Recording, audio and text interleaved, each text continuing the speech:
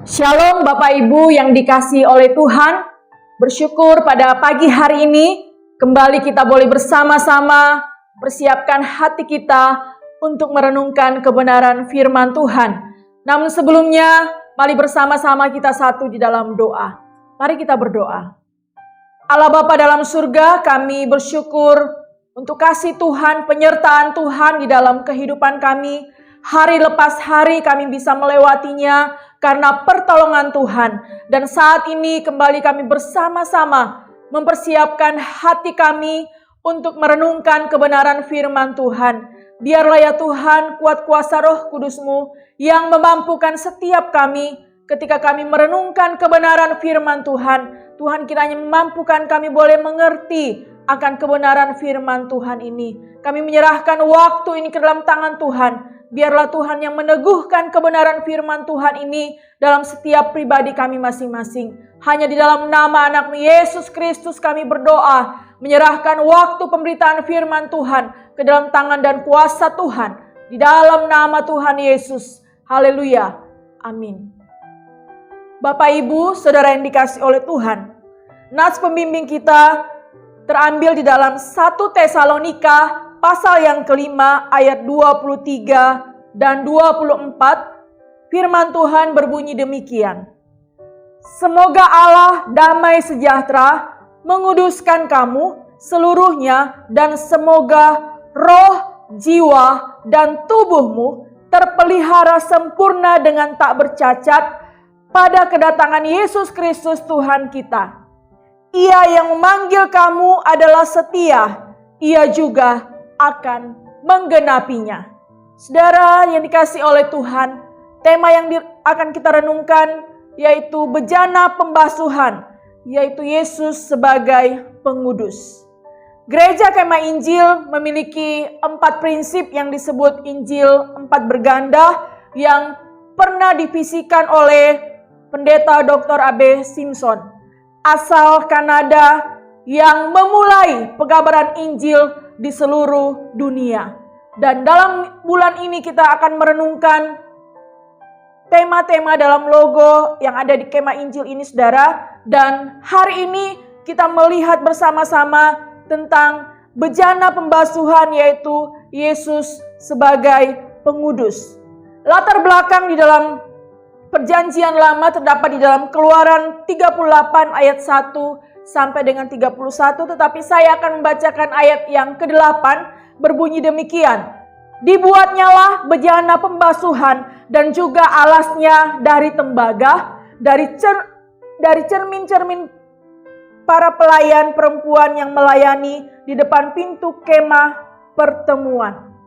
Nah Bapak Ibu saudara yang dikasihi oleh Tuhan, di dalam logo Kemah Injil dikatakan ada bejana pembasuhan yang digambarkan seperti ini, mengatakan bahwa Yesus sebagai pengudus. Dan inilah yang akan kita renungkan dalam nats firman Tuhan yang kita baca tadi, bahwa bejana pembasuh di dalam masa Perjanjian Lama pada waktu itu adalah untuk membasuh tangan dan kaki para imam sebelum mereka melayani Tuhan di kemah pada waktu itu. Nah, saudara, di dalam mezbah korban bakaran ini, mengapa mereka harus membasuh tangan mereka, membasuh kaki mereka sebelum masuk ke dalam kemah pertemuan atau bait suci pada waktu itu, supaya mereka tidak mati. Bapak Ibu saudara yang dikasihi oleh Tuhan, inilah ketetapan Tuhan pada waktu itu turun-temurun. Dan fungsi air dalam bejana pembasuhan ini yaitu untuk mencuci kaki dan tangan setiap para imam pada waktu itu mengadakan kegiatan di tempat kudus selain membersihkan secara fisik pada waktu mereka masuk ke dalam bait Allah atau kemah suci.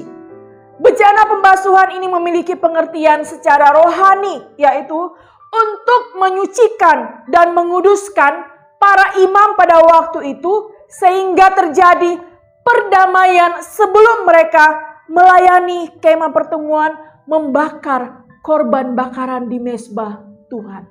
Bapak Ibu saudara yang dikasihi oleh Tuhan, kita bisa membayangkan pada waktu itu saudara, betapa para imam harus menjaga kekudusan mereka. Mereka tidak bisa sembarang masuk ke dalam bait suci.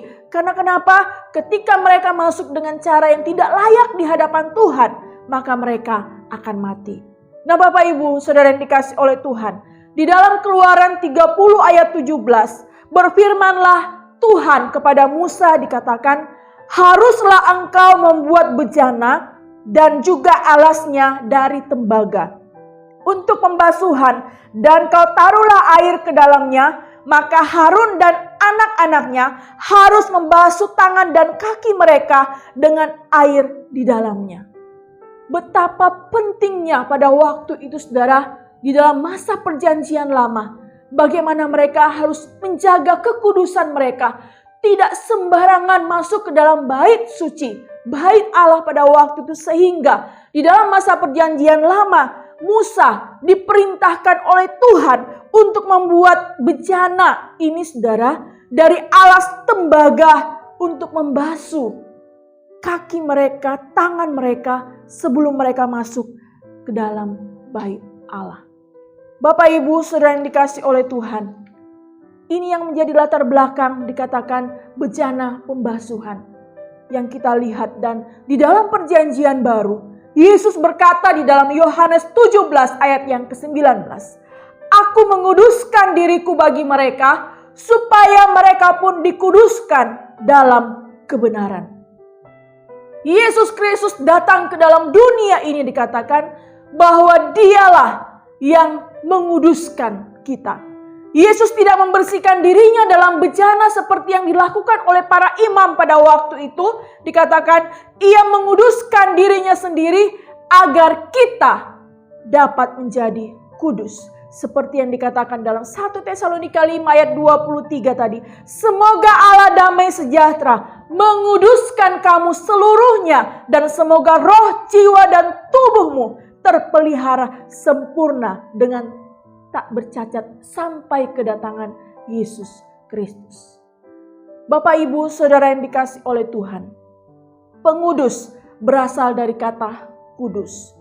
Kata kudus ini merupakan kata sifat yang menunjukkan kepada karakter yang kudus, karakter yang bersih, benar, dan murni. Pengudus artinya orang yang melakukan pekerjaan menguduskan, yaitu siapa saudara? Kristus yang menguduskan kita. Minggu kemarin kita sudah merenungkan tentang salib itu. Yesus datang ke dalam dunia ini saudara, dengan salib itu supaya kita yang percaya kepadanya tidak binasa. Dan bejana pembasuhan ini dikatakan Kristuslah yang menguduskan kita. Di dalam Ibrani 2 ayat yang ke-11, Yesus membersihkan manusia dari dosa-dosa mereka, dan Dia yang membersihkan satu sama seperti Bapa. Bapak Ibu Saudara yang dikasih oleh Tuhan, sebab Ia yang menguduskan dan mereka yang dikuduskan, mereka semua berasal dari satu. Itulah sebabnya kita dikatakan tidak malu menyebut mereka saudara. Inilah yang akan kita renungkan pada saat ini tentang Tuhan Yesus Kristus, pengudus. Jemaat yang diberkati oleh Tuhan, Tuhan Yesus Kristus, pengudus kita, yang akan kita renungkan pada saat ini, ada beberapa hal yang perlu kita perhatikan. Yang pertama di sini pengudus, yaitu Allah yang menguduskan kita. Di dalam 1 Tesalonika 5 ayat 23 bahwa Allah lah yang telah menguduskan kita, dan Roh Kudus yang menguduskan kita di dalam kehidupan kita. Dari mulanya Allah telah memilih kita untuk diselamatkan. Bapak Ibu Saudara yang dikasih oleh Tuhan, adakah kita menyadari bahwa Allah lah yang telah menguduskan saya dan saudara? Dan di sini kita melihat bahwa kita dipilih untuk menjadi umat-Nya. Allah yang telah memilih saya dan saudara untuk menjadi umat-Nya sesuai dengan rencana Allah Bapa. Di dalam setiap kehidupan kita, ketika kita mengenal Kristus, dikatakan Allah lah yang telah menguduskan saya dan saudara. Di dalam 1 Petrus 1 ayat yang kedua berbunyi demikian, yaitu orang-orang yang dipilih sesuai dengan rencana Allah Bapa kita, dan yang dikuduskan oleh Roh, supaya taat kepada Yesus Kristus dan menerima percikan darahnya. Kiranya kasih karunia dan damai sejahtera makin melimpah atas kamu. Bapak, Ibu, Saudara yang dikasih oleh Tuhan, bahwa Roh Allah sudah menjadikan umatnya yang kudus, khususnya untuk Allah, supaya kita taat kepada Yesus dikatakan di sini, dan kita disucikan oleh darah Yesus. Inilah yang perlu kita renungkan di dalam kehidupan kita, bahwa Tuhan Yesus Kristus sebagai pengudus, Dia yang telah menguduskan kita, Allah yang telah menguduskan kita, dan Roh Kudus yang ada di dalam hati kita itulah yang senantiasa memeteraikan kita di hadapan Tuhan. Yang kedua, Bapak Ibu Saudara yang dikasih oleh Tuhan, tujuannya saya dan saudara, tujuan kita dikuduskan saudara, dalam 1 Petrus 1 ayat yang kedua tadi itu, supaya kita taat. Saudara, perhatikan dalam 1 Petrus pasalnya yang pertama ayat yang kedua, bahwa kita yang dipilih sesuai dengan rencana Allah Bapa kita dan dikuduskan oleh Roh supaya taat kepada Yesus. Tujuan saya dan saudara dikuduskan dikatakan supaya kita taat kepada Yesus.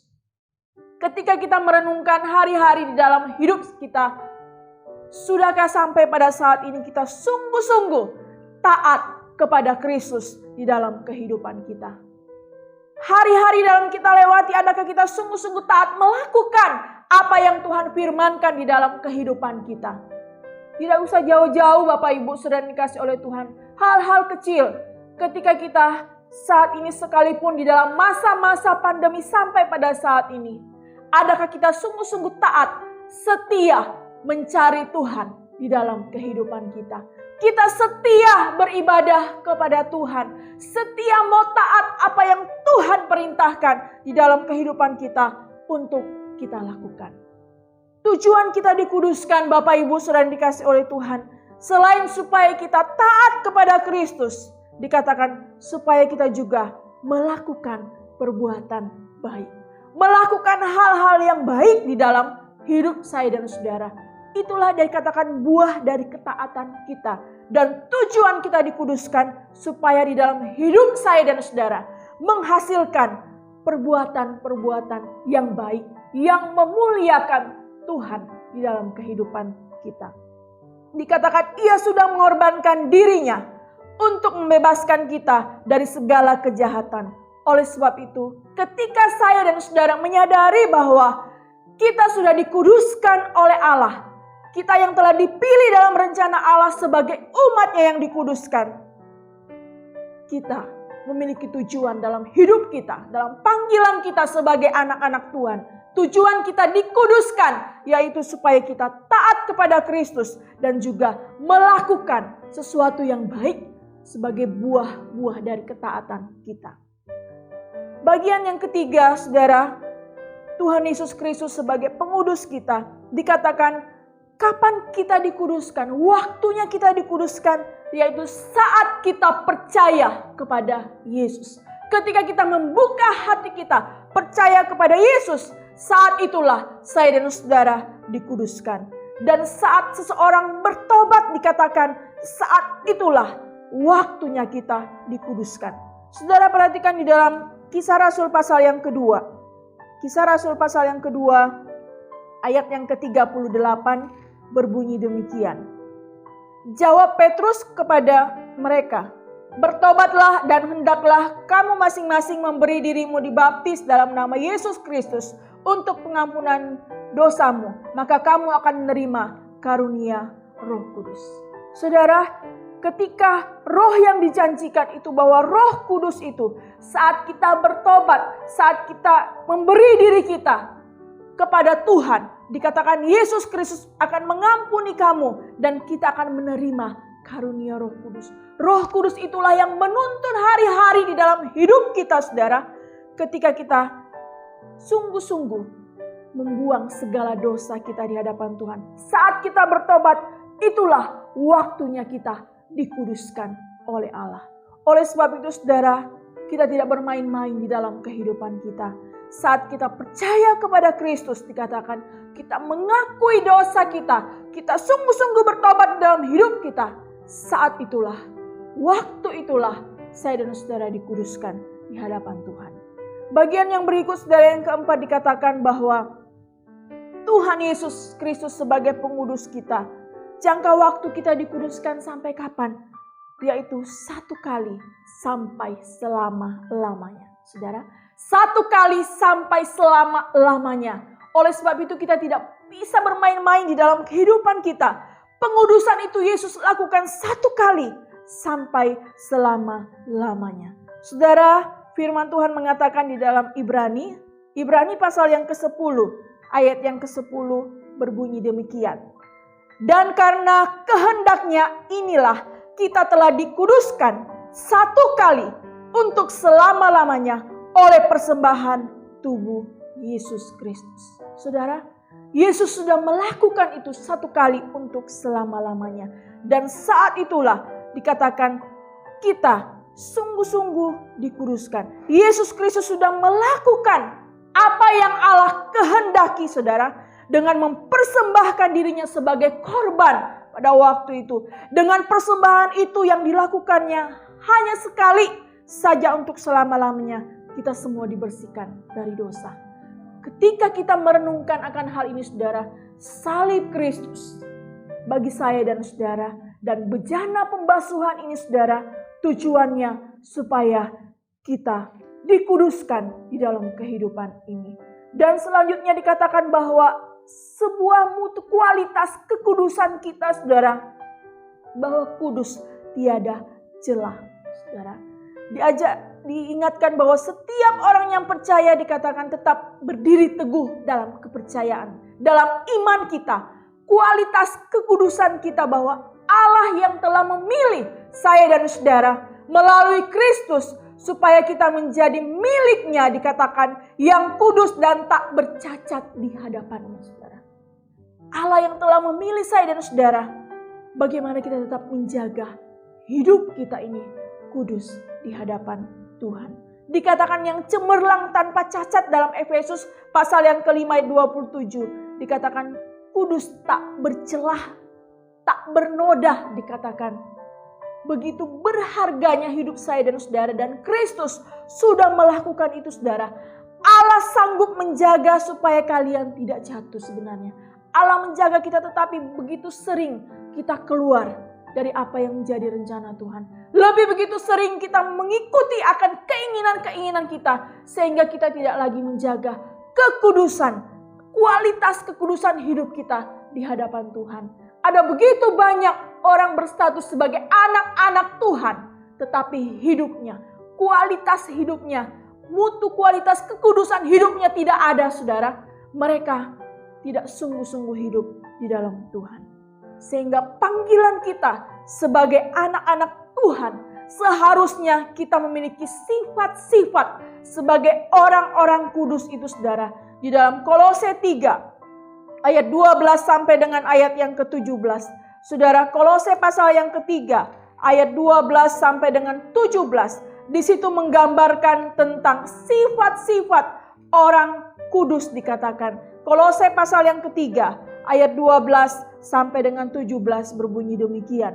Karena itu sebagai orang-orang pilihan Allah yang dikuduskan dan dikasihinya, kenakanlah belas kasihan, kemurahan, kerendahan hati, kelemah lembutan, dan kesabaran. Sabarlah kamu seorang terhadap yang lain, dan ampunilah seorang akan yang lain apabila yang seorang menaruh dendam terhadap yang lain. Sama seperti Tuhan telah mengampuni kamu, kamu perbuat jugalah demikian. Dan di atas semuanya itu, kenakanlah kasih sebagai pengikat yang mempersatukan dan menyempurnakan. Hendaklah damai sejahtera Kristus memerintah dalam hatimu, karena untuk itulah kamu telah dipanggil menjadi satu tubuh, dan bersyukurlah. Hendaklah perkataan Kristus diam dalam segala kekayaannya di antara kamu, sehingga kamu dengan segala hikmat mengajar dan menegur seseorang akan yang lain, dan sambil menyanyikan mazmur dan puji-pujian dan nyanyian rohani, kamu mengucap syukur kepada Allah di dalam hatimu. Dan segala sesuatu yang kamu lakukan dengan perkataan atau perbuatan, lakukanlah semuanya itu dalam nama Tuhan Yesus, sambil mengucap syukur oleh Dia kepada Allah Bapa kita. Bapak, Ibu, Saudara yang dikasih oleh Tuhan, inilah seharusnya yang menjadi sifat-sifat kita sebagai anak-anak Tuhan yang sudah dikuduskan. Sebagai anak-anak Tuhan yang dipilih oleh Allah. Bagaimana hidup kita penuh dengan belas kasihan. Hidup kita menunjukkan belas kasihan. Kita menunjukkan, dikatakan, kemurahan hati, kebaikan hati kita, kesabaran kita. Dikatakan, hendaklah perkataan kita adalah kata-kata Kristus, lemah lembut, dan di sana ada pengampunan. Saudara, inilah yang perlu kita renungkan di dalam hidup kita. Ketika Yesus yang telah menguduskan saya dan saudara, dan terus di dalam kehidupan kita, kita harus melakukan akan hal ini, saudara. Belas kasihan, kemurahan hati, dikatakan kesabaran, pengampunan, saudara, kita melepaskan di dalam kehidupan kita.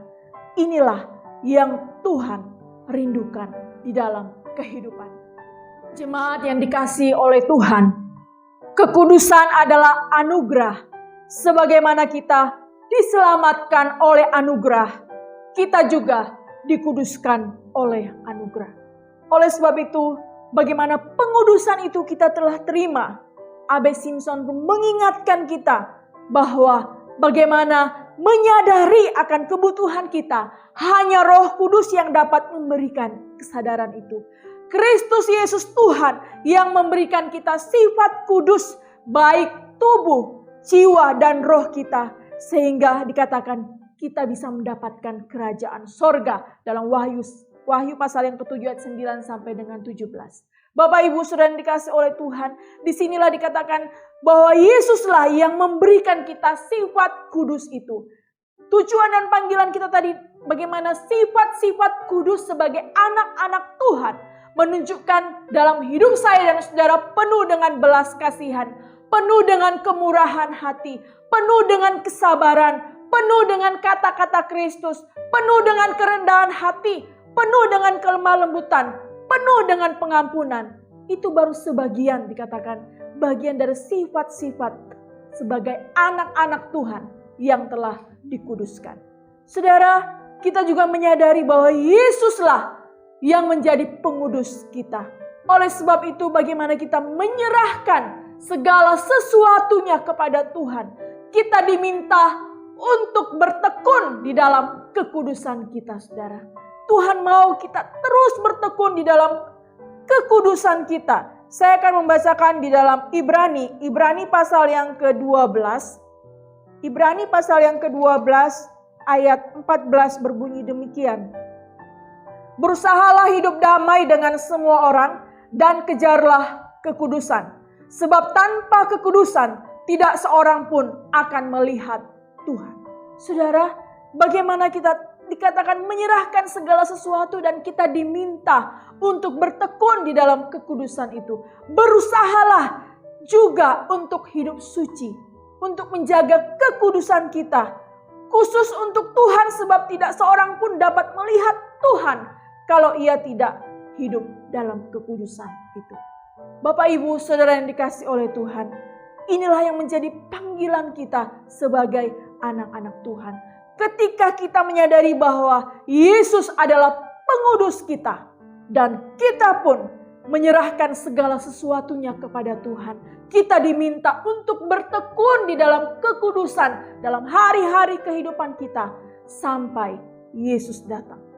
Oleh sebab itu, saya dan saudara dikatakan mempercayai bahwa Dialah yang menyambut dan menerima penyerahan kita.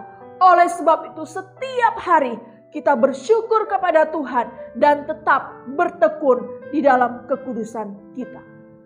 Abe Simpson mengingatkan bagaimana memberikan kepada kita sebuah bejana pembasuh yang menjadi logo di dalam gereja Kemah Injil.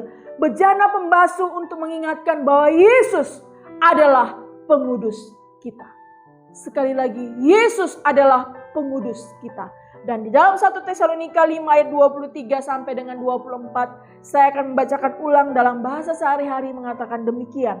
Semoga Allah sendiri memberi kita sejahtera, menjadikan kalian orang yang sungguh-sungguh hidup khusus untuk Allah. Semoga Allah menjaga dirimu seluruhnya, baik roh, jiwa maupun tubuhmu, sehingga tidak ada cacatnya pada waktu Yesus datang kembali. Allah yang sudah memanggil kalian akan melakukan hal itu sebab Ia setia. Saudara yang dikasihi oleh Tuhan, kita sungguh-sungguh menjaga hidup kita kudus di hadapan Tuhan. Menjaga diri kita, roh, jiwa, dan tubuh kita, saudara. Menjaga kekudusan hidup kita, dikatakan kita bertekun sampai Yesus datang kembali. Oleh sebab itu inilah menjadi panggilan saya dan saudara. 1 Petrus 1 ayat 16 mengatakan, sebab ada tertulis, kuduslah kamu sebab aku kudus. Inilah yang menjadi panggilan kita yang kita renungkan pada hari ini, saudara. Bahwa bejana pembasuhan Yesus sebagai pengudus kita. Allah dikatakan menuntut kita untuk selalu bertekun. Hidup kudus adalah sebuah identitas dalam diri saya dan saudara sebagai anak-anak Tuhan. Tuhan itu maha kudus, Dia juga ingin selalu dekat dengan umatnya. Oleh sebab itu, kita tetap bertekun di dalam kekudusan kita. Bapak, Ibu, Saudara yang dikasihi oleh Tuhan, renungan firman Tuhan pada saat ini mengingatkan kita bahwa bejana pembasuh untuk mengingatkan Yesus adalah pengudus kita. Dan kita sebagai anak-anak Tuhan, tujuan kita dikuduskan supaya kita taat kepada Kristus. Dan buah-buah dari ketaatan kita dikatakan, yaitu bagaimana saya dan saudara setia untuk beribadah. Ingat, kita tidak menjadi kudus karena kita rajin ke gereja. Kita tidak menjadi kudus karena kita rajin membawa persembahan, persepuluhan, memberikan persembahan kita. Tetapi kekudusan itu adalah anugerah Tuhan di dalam hidup kita. Dan tujuan kekudusan kita dipanggil yaitu kita taat kepada Kristus. Sehingga itulah tujuannya kita setia beribadah, setia mencari Tuhan, setia membawa korban syukur kita kepada Tuhan. Dan sifat-sifat kekudusan itu harus nyata di dalam hidup saya dan saudara. Sehingga ketika Yesus datang kembali, kita didapati setia di dalam kekudusan kita. Bapak, Ibu, saudara yang dikasihi oleh Tuhan, biarlah renungan firman Tuhan ini kembali mengingatkan kita bahwa kekudusan itu adalah anugerah Tuhan di dalam hidup saya dan saudara. Yesus adalah bejana pembasuhan. Yesus sebagai pengudus, Dia yang telah menguduskan saya dan saudara. Dan tujuan saya dan saudara dikuduskan dalam panggilan kita, yaitu kita sungguh-sungguh taat kepada Kristus. Kita sungguh-sungguh memiliki sifat-sifat sebagai anak-anak kudus dalam kehidupan kita. Kita sungguh-sungguh mau melakukan firman Tuhan itu di dalam kehidupan kita. Kita sungguh-sungguh tekun di dalam kekudusan kita. Hari-hari yang kita lewati kita tekun di dalam kekudusan kita. Hingga Yesus datang kedua kalinya. Saya dan saudara didapati tetap bertekun di dalam panggilan kekudusan kita sebagai anak-anak Tuhan. Mari kita berdoa. Allah Bapa dalam surga, kami mengucap syukur kepadamu ya Tuhan. Kami diingatkan kembali bahwa Yesus Kristus adalah pengudus kami. Kami bersyukur Tuhan karena Engkau telah memilih setiap kami sebagai umat-Mu, sebagai anak-anak-Mu ya Tuhan. Karena Engkaulah yang menguduskan kami ya Tuhan. Engkau telah melakukan itu satu kali untuk selama-lamanya. Oleh sebab itu ya Tuhan, Engkau telah memilih kami, memanggil kami ya Tuhan. Agar kami pun tetap bertekun di dalam kekudusan hidup kami. Agar kami pun menampilkan hidup kami kudus di hadapan Tuhan. Kami sungguh-sungguh ya Tuhan menunjukkan akan hidup kami kudus di hadapan Tuhan dalam hari-hari yang kami lewati. Sehingga sampai pada akhirnya nanti Tuhan dapati kami setia dalam ketekunan, dalam kekudusan kami. Terima kasih ya Bapa, Engkau Allah yang telah memilih kami, kami bersyukur. Kekudusan yang Tuhan nyatakan di dalam hidup kami sebagai anugerah yang terindah yang Tuhan berikan bagi kami.